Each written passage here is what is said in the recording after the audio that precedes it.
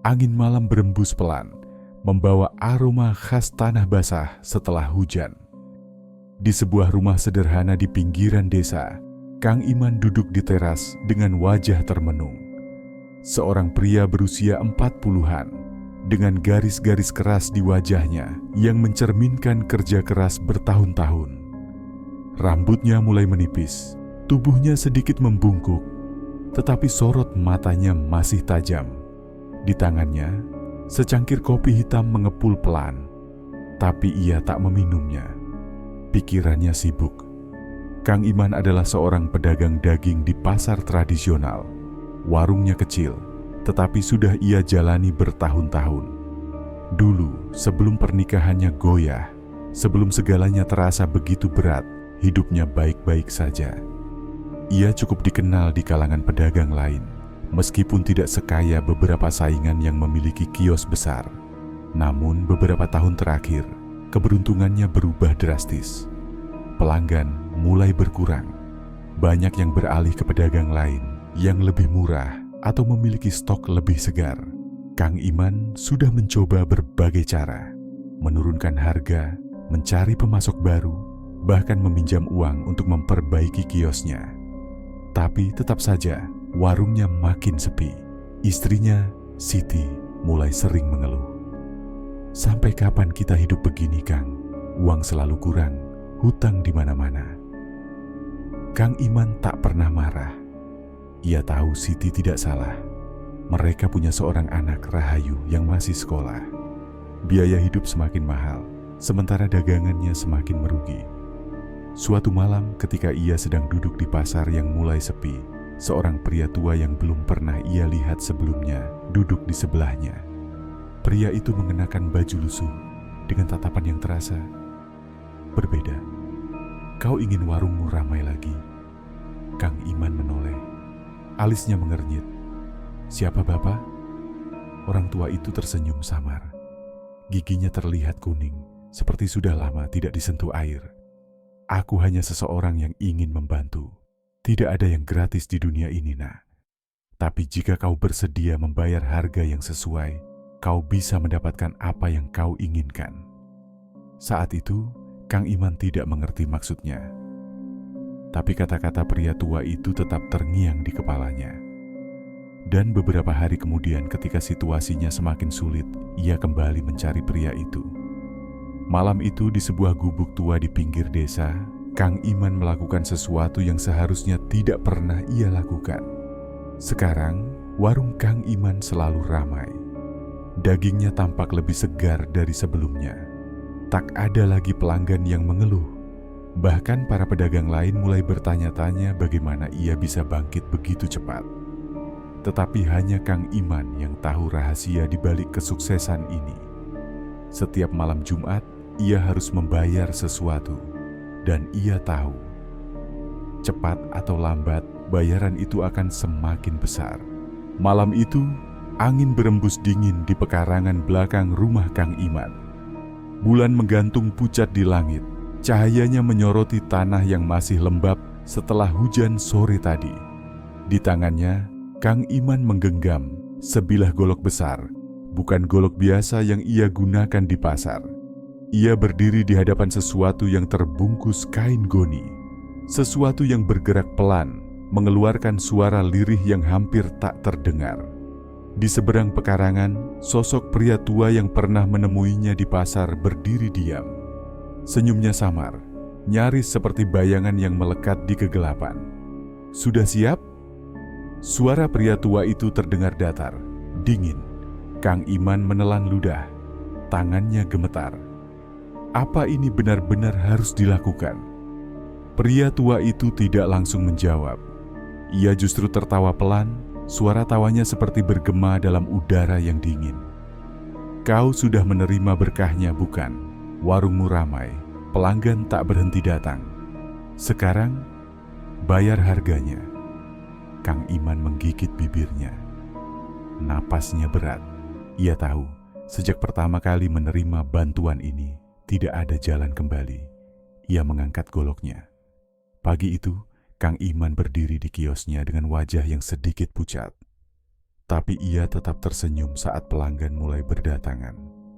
Daging yang tergantung di kiosnya tampak lebih segar dari biasanya, berwarna merah pekat dan mengilap di bawah cahaya. Seorang ibu-ibu berkerudung menghampiri, menatap potongan daging dengan kagum. "Masya Allah, Kang Iman, ini daging dari mana? Segar sekali." Kang Iman hanya tersenyum, mengambil pisau dan mulai memotong. "Dari tempat biasa, Bu, yang penting halal dan berkah." Tapi jauh di dalam dirinya, Kang Iman tahu, kata berkah itu sudah tak lagi berarti. Di dalam kamar, Rahayu putri semata wayang Kang Iman tertidur pulas. Lampu kamar redup, menerangi wajah polosnya yang masih berusia 8 tahun. Di luar kamarnya, Kang Iman berdiri diam, mengamati anaknya dari celah pintu yang sedikit terbuka. Ia merasa ada sesuatu yang mengawasi, sesuatu yang bersembunyi di dalam bayangan. Tiba-tiba, dari sudut ruangan terdengar bisikan. Lembut, dingin. Bayarannya akan bertambah. Lebih dekat lagi.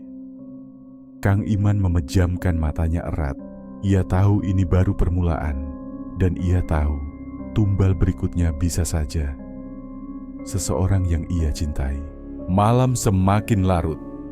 Angin berembus pelan melalui celah-celah jendela rumah Kang Iman, membuat tirai tipis bergoyang tanpa suara.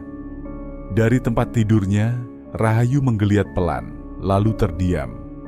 Di luar kamar, Kang Iman duduk di ruang tengah dengan mata menatap kosong ke lantai. Di tangannya, secangkir kopi yang sudah dingin.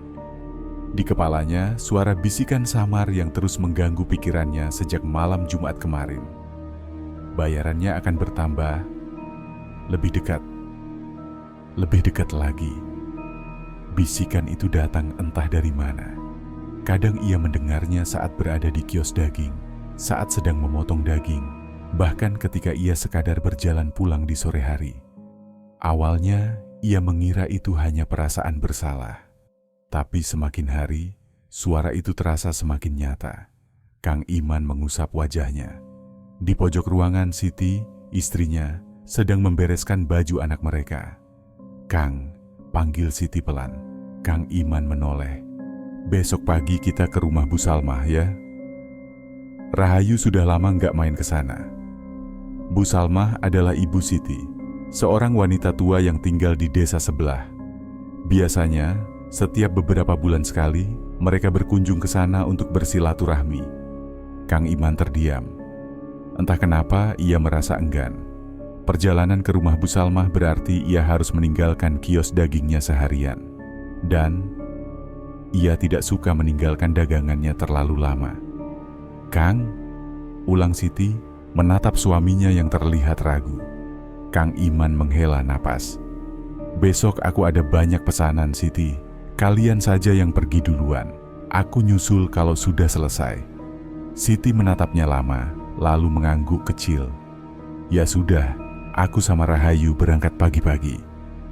Malam itu, Kang Iman tidur dengan perasaan tak tenang.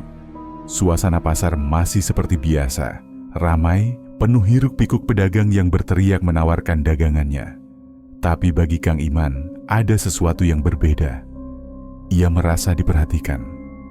Setiap kali ia menunduk memotong daging, ia merasakan sepasang mata menatapnya dari kejauhan. Setiap kali ia menoleh, tak ada siapa-siapa. Hingga seorang pria tua tiba-tiba berdiri di depan kiosnya. "Daganganmu laris ya?" Suara itu terdengar datar. Kang Iman mendongak, matanya langsung bertemu dengan pria tua yang ia temui beberapa bulan lalu. Orang yang memberi jalan keluar bagi masalahnya. Kang Iman menelan ludah. "Apa yang Bapak mau?" Pria tua itu tersenyum samar. "Bukan aku yang mau sesuatu, tapi dia." Jantung Kang Iman berdegup lebih cepat. "Siapa?" Pria tua itu tidak menjawab. Ia hanya menoleh ke arah bayangan di antara kios-kios kosong di ujung pasar. Sekilas Kang Iman melihat sesuatu. Sebuah sosok tinggi, kurus, dengan mata cekung seperti lubang tanpa dasar. Bayangan itu tak bergerak, tapi Kang Iman bisa merasakan bahwa ia sedang tersenyum. Dan entah kenapa, saat itu juga wajah Rahayu muncul di kepalanya. Pagi itu, pasar masih berisik seperti biasa. Pedagang sayur, penjual ayam dan pelanggan berlalu lalang seperti tak terjadi apa-apa. Tapi bagi Kang Iman, semuanya terasa berbeda. Bayangan di sudut pasar itu masih ada. Diam, mengawasi. Tapi setiap kali ia mencoba menajamkan pandangannya, sosok itu memudar. Seolah hanya ilusi di tengah kesibukannya. Ia mengalihkan perhatiannya kembali ke dagangan. Pisau di tangannya bergerak lincah, memotong daging yang permukaannya tampak begitu merah pekat. Beberapa pelanggan memuji kualitas dagangannya, seperti biasa. Tapi ada sesuatu yang mengusiknya. Seorang pelanggan tetapnya, seorang ibu berusia sekitar 50 tahun, menatap potongan daging dengan ragu. "Kang Iman, daging ini..." Suaranya terdengar pelan, seperti takut mengungkapkan sesuatu yang tak pantas. Kang Iman menatapnya dengan alis mengernyit. "Kenapa, Bu?" Ibu itu menggigit bibirnya. "Warnanya bagus, tapi entah kenapa saya merasa ada bau yang berbeda." Kang Iman langsung merasa dadanya mengencang. Bau? Tidak ada yang pernah mengeluhkan bau sebelumnya. Ia tersenyum, mencoba mengendalikan perasaannya. "Mungkin ibu kurang enak badan. Saya jamin daging ini segar." Ibu itu menatapnya sekali lagi, sebelum akhirnya mengangguk ragu dan menyerahkan uang. Tapi Kang Iman masih bisa melihat kegelisahan di wajahnya saat ia beranjak pergi. Dan saat itu, ia merasakan sesuatu di belakangnya. Desir dingin di tengkuknya. Bisikan yang hampir tak terdengar, tapi jelas. Dia bisa mencium. Dia bisa melihat. "Bersiaplah." Kang Iman memejamkan matanya sejenak, menggenggam pisau lebih erat. Ia tidak boleh goyah. Ia tidak boleh terlihat ragu. Tapi di dalam hatinya, ia tahu sesuatu sedang berubah. Rahayu tertidur di kamar, pelan bernapas dalam mimpi-mimpinya yang tenang. Siti duduk di tepi ranjang, mengusap lembut rambut anak mereka sebelum akhirnya bangkit dan keluar dari kamar. Di ruang tengah, Kang Iman sedang duduk, matanya sayu, tubuhnya terasa lelah. Siti berjalan mendekat, lalu duduk di sampingnya. "Kang, kamu baik-baik saja?" Kang Iman menoleh, sedikit terkejut. "Kenapa tanya begitu?" Siti menatapnya dengan sorot khawatir. "Aku nggak tahu, Kang. Tapi belakangan ini kamu sering melamun. Kadang aku lihat kamu bicara sendiri atau diam lama di sudut ruangan. Bahkan malam-malam kamu suka terbangun, cuma duduk di tempat tidur sambil menatap keluar jendela." Kang Iman menghela napas panjang. Ia mencoba tersenyum, meskipun terasa berat. "Aku cuma capek, Siti. Banyak pesanan, banyak yang harus diurus." Siti masih menatapnya, lalu menghela napas. Ia tak ingin mendesak suaminya lebih jauh. "Besok aku tetap ke rumah ibu ya?" tanyanya akhirnya. Kang Iman terdiam sejenak. "Iya, hati-hati di jalan." Siti mengangguk dan masuk ke kamar, meninggalkan Kang Iman sendiri. Ia mengusap wajahnya dengan kedua tangan, mencoba menyingkirkan perasaan gelisah yang semakin menebal. Tapi saat ia menurunkan tangannya, ia melihat sesuatu di pojok ruangan. Bayangan hitam itu diam, berdiri, tersenyum. Dan saat ia ingin berteriak, sesuatu berbisik tepat di telinganya. Waktunya semakin dekat. Pagi itu, Kang Iman bangun lebih awal dari biasanya. Langit masih kelabu, embun masih menggantung di dedaunan.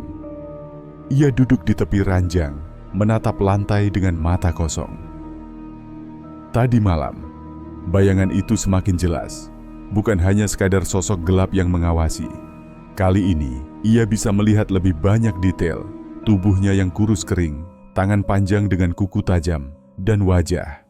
Atau lebih tepatnya, sesuatu yang seharusnya wajah, tapi hanya berupa cekungan hitam seperti lubang tanpa dasar. Waktunya semakin dekat. Kang Iman mengusap wajahnya dengan kasar. Ia tidak bisa terus begini. Ia harus tetap fokus pada dagangannya. Dari dapur terdengar suara Siti sedang menyiapkan sarapan. Rahayu juga sudah bangun. Suaranya terdengar riang saat berbicara dengan ibunya. Kang Iman menarik napas dalam, seolah mencoba meyakinkan dirinya sendiri bahwa semuanya masih normal. Tapi jauh di lubuk hatinya, ia tahu kehidupannya sudah mulai berubah. Siti dan Rahayu sudah bersiap pergi ke rumah Bu Salma. Kang Iman mengantar mereka sampai ke depan rumah, membantu Siti memasukkan barang-barang ke dalam motor. "Hati-hati di jalan," katanya sambil membetulkan posisi helm Siti. Siti tersenyum kecil. "Iya Kang, jangan terlalu capek di pasar ya." Rahayu melambai riang dari boncengan. "Ayah, nanti bawakan aku kue lapis ya." Kang Iman tertawa kecil dan mengangguk. Ia menatap mereka hingga motor itu menghilang di tikungan jalan. Baru setelah itu, ia menarik napas panjang dan berjalan ke kiosnya. Ia merasa sedikit lebih lega karena Rahayu tidak berada di rumah hari ini. Setidaknya, jika sesuatu terjadi, mereka akan aman di tempat Bu Salma. Saat Kang Iman tiba di kiosnya, pasar sudah mulai ramai. Para pelanggan sudah menunggu, beberapa bahkan langsung memilih daging yang mereka inginkan tanpa perlu banyak bertanya. Kang Iman mencoba fokus bekerja. Pisau di tangannya bergerak lincah, memotong daging dengan presisi seperti biasa. Tapi entah kenapa, setiap kali ia melihat warna merah pekat pada daging yang ia potong, ada sesuatu yang terasa berbeda. Seakan-akan ia sedang menyentuh sesuatu yang lain, sesuatu yang lebih hidup. Dan saat ia menoleh ke arah talenan kayunya, sesaat ia merasa daging itu bergerak sendiri. Denyut. Kang Iman tersentak. Ia mengerjap, mencoba memastikan bahwa yang ia lihat hanyalah imajinasi. Tapi saat ia menoleh ke sisi kios, ia melihat seseorang yang membuat darahnya berdesir. Ibu yang kemarin membeli daging darinya berdiri di sana. Wajahnya pucat dan di tangannya sebungkus daging yang sudah menghitam. "Kang Iman," suara ibu itu gemetar. "Kenapa daging ini berubah?" Siang itu, suasana pasar tetap ramai, tapi bagi Kang Iman, dunia terasa semakin sempit. Ibu yang berdiri di depannya menggenggam erat plastik berisi daging yang menghitam. Tangannya sedikit gemetar dan wajahnya tampak ragu-ragu, seakan ingin menuntut jawaban, tapi takut mendengarnya. "Kang Iman, daging ini aku beli kemarin. Tadi pagi, waktu aku mau masak, warnanya sudah berubah. Dan baunya..." Ibu itu menelan ludah, suaranya melemah. "Seperti bau anyir yang aneh." Kang Iman menatap daging dalam plastik itu. Sekilas, ia bisa melihat permukaannya yang tidak hanya menghitam, tetapi juga tampak seperti membusuk secara tidak wajar, seperti sesuatu yang mati, tapi belum sepenuhnya pergi. Dari sudut matanya, ia bisa melihat beberapa pelanggan lain mulai memperhatikan. Tidak boleh ada keributan. Ia segera mengangkat tangannya, tersenyum ramah. Mungkin ibu menyimpannya di tempat yang terlalu lembab, atau mungkin listrik di rumah sempat padam. Ibu itu tampak ragu, tapi tak punya alasan lain untuk membantah. Mungkin, tapi biasanya daging dari kios Kang Iman awet berhari-hari. "Ibu, biar saya ganti dengan yang baru ya." Kang Iman cepat-cepat mengambil plastik daging segar dan menyerahkannya. "Ini, ambil saja. Saya jamin yang ini bagus." Ibu itu masih terlihat bingung, tapi akhirnya menerima daging pengganti itu. "Terima kasih ya, Kang," gumamnya sebelum beranjak pergi. Begitu sosoknya menghilang di keramaian, Kang Iman menghela napas berat. Ia tahu, dagingnya berubah. Dan seseorang sudah mulai memperhatikannya. Setelah menutup kiosnya lebih awal dari biasanya, Kang Iman berjalan menyusuri gang sempit menuju rumahnya. Langit mulai menguning, Dan suara azan maghrib terdengar sayup-sayup dari kejauhan. Ia menarik napas dalam, mencoba menenangkan pikirannya. Tapi saat ia melewati sebuah persimpangan kecil, langkahnya terhenti. Di ujung gang, seorang pria tua berdiri. Orang yang sama. Pria yang dulu memberinya jalan keluar dari kebangkrutannya. Ia berdiri diam, tersenyum samar, seolah sudah menunggunya. Kang Iman merasakan tengkuknya meremang, tapi ia tetap melangkah maju. Apa yang sebenarnya terjadi? Suaranya terdengar lebih berani dari yang ia rasakan. Pria tua itu hanya tersenyum lebih lebar. "Apa maksudmu? Bukankah kau sudah tahu?" Kang Iman mengepalkan tangannya. "Dagingku mulai berubah. Orang-orang mulai sadar ada yang aneh." Pria tua itu terkekeh pelan. "Tentu saja, setiap perjanjian ada harganya. Kau kira kau bisa menikmati hasil tanpa konsekuensi?" Kang Iman terdiam. Dadanya terasa semakin sesak. Pria tua itu menatapnya tajam. "Bayarannya semakin dekat, Kang Iman. Kau harus bersiap." Kang Iman menggertakkan giginya. "Aku sudah memberi tumbal setiap malam Jumat.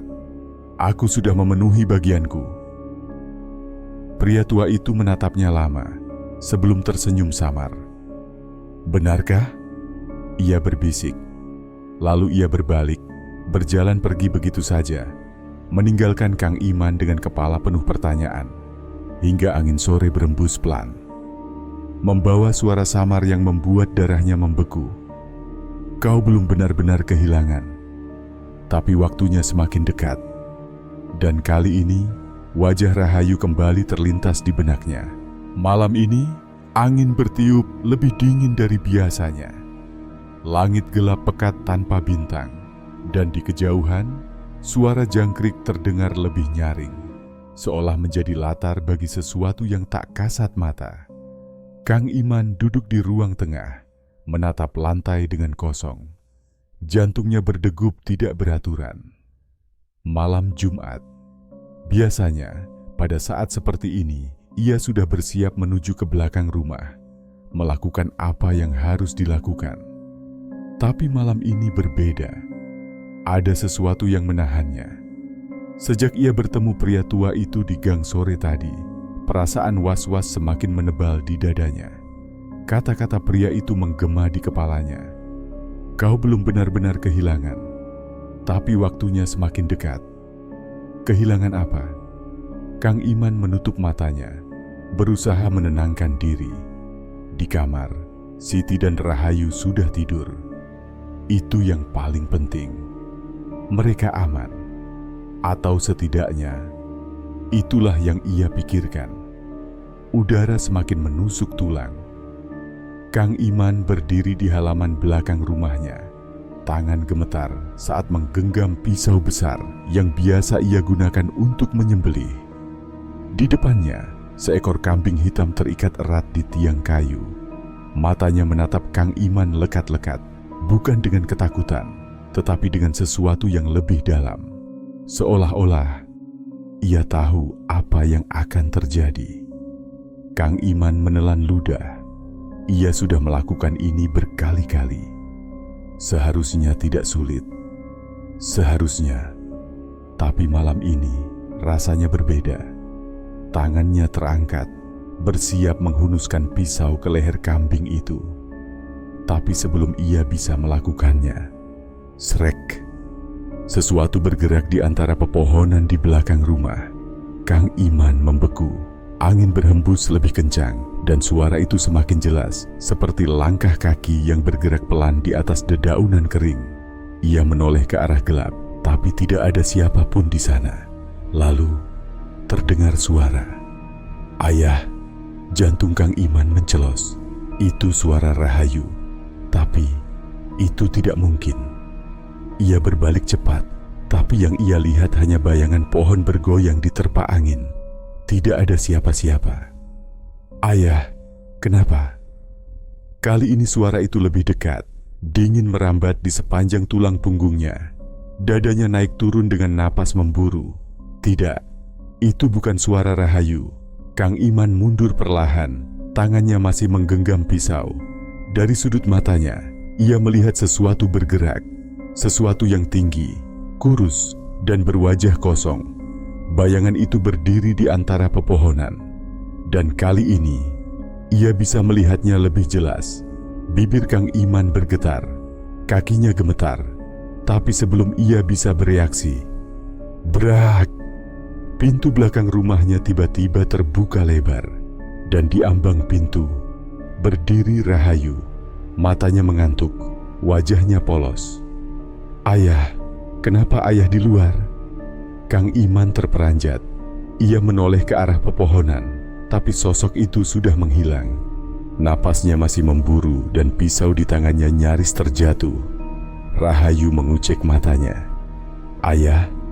Kang Iman berusaha tersenyum, meskipun wajahnya masih pucat.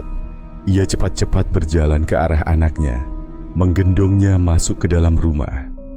Saat ia menutup pintu, ia mendengar suara itu lagi. Lembut, menyeramkan. Waktunya hampir habis. Kang Iman tidak bisa tidur malam itu.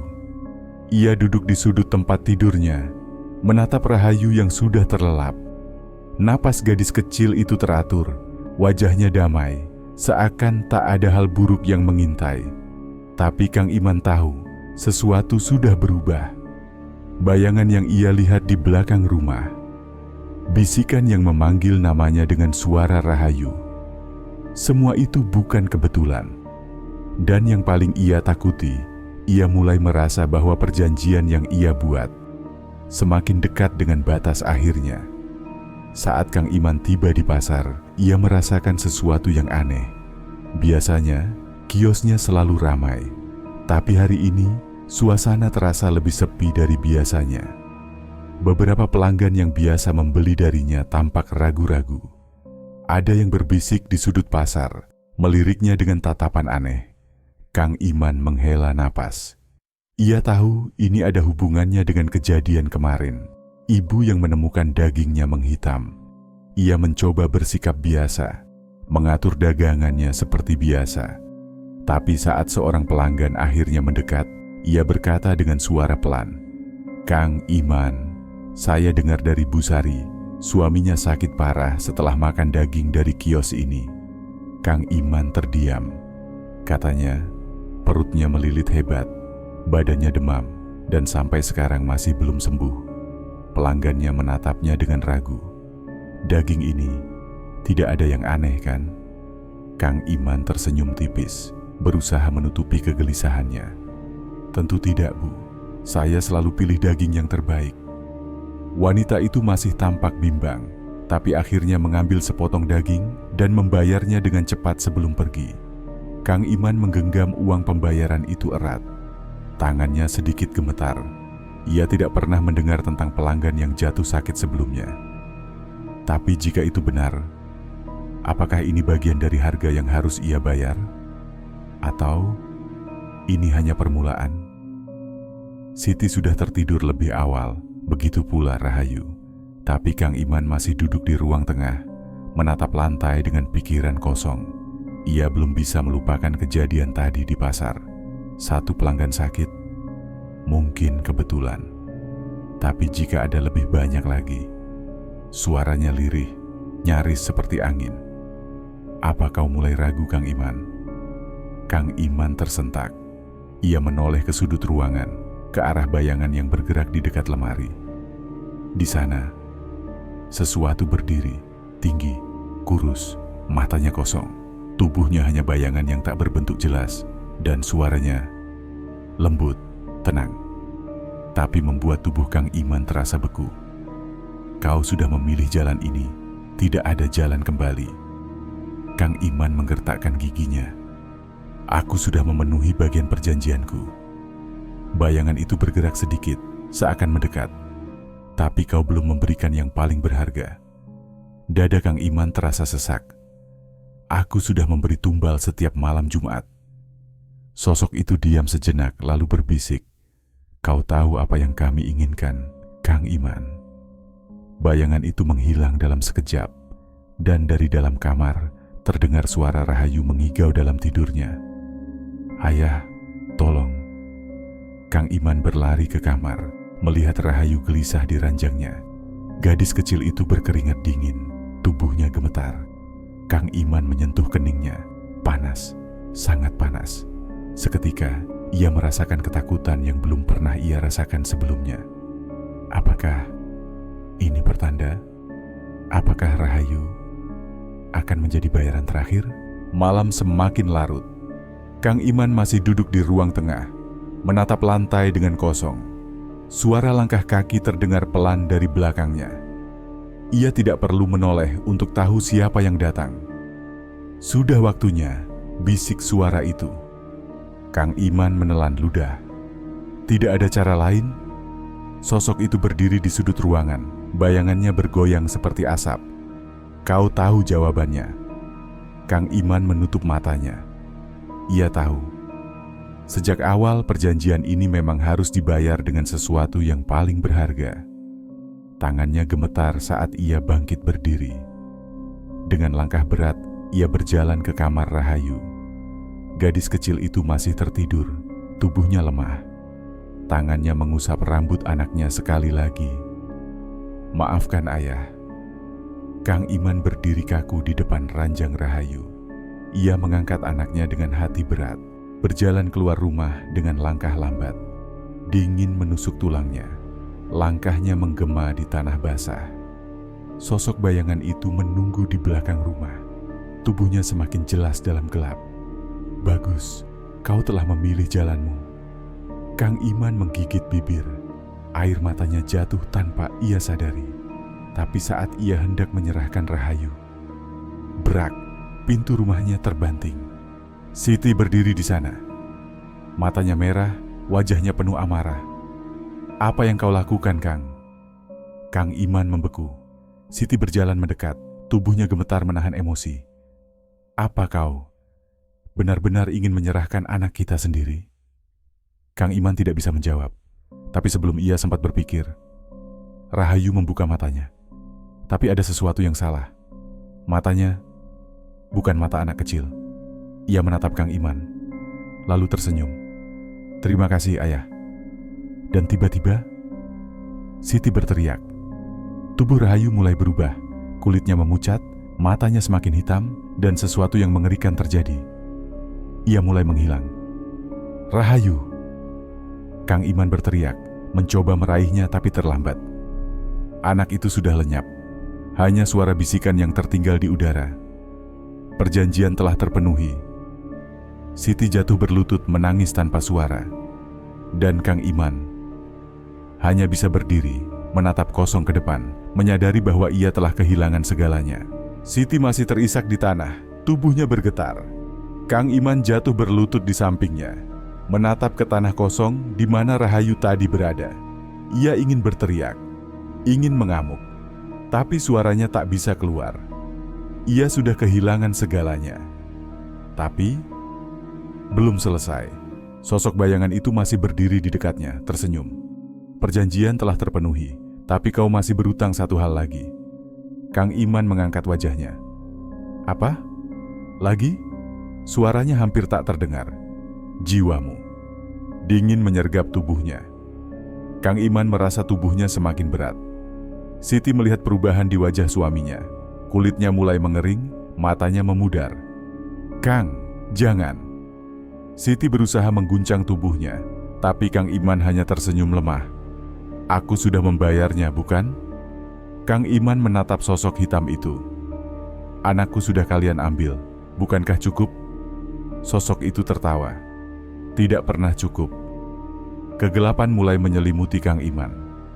Dan di saat-saat terakhirnya ia sadar bahwa sejak awal ia memang tidak pernah bisa menang. Kang Iman jatuh berlutut, tubuhnya lemah. Ia menatap kosong ke tanah, tempat Rahayu menghilang. Bayangan hitam itu berdiri di hadapannya. Senyum mengerikan masih menghiasi wajahnya.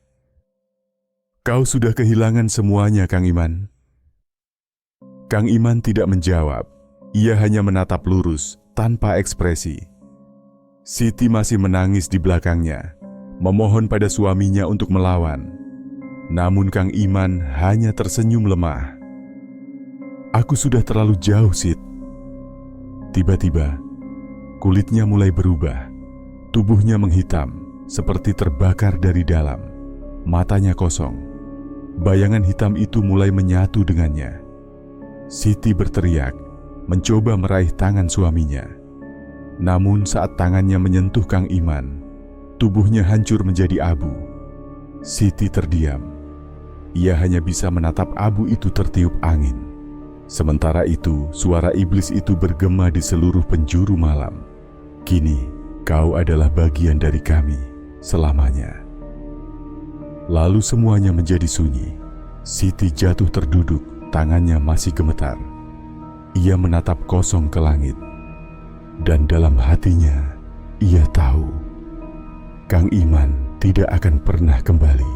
Beberapa tahun kemudian, di antara hiruk-pikuk pedagang dan pembeli yang lalu lalang, sebuah warung daging baru berdiri di sudut pasar.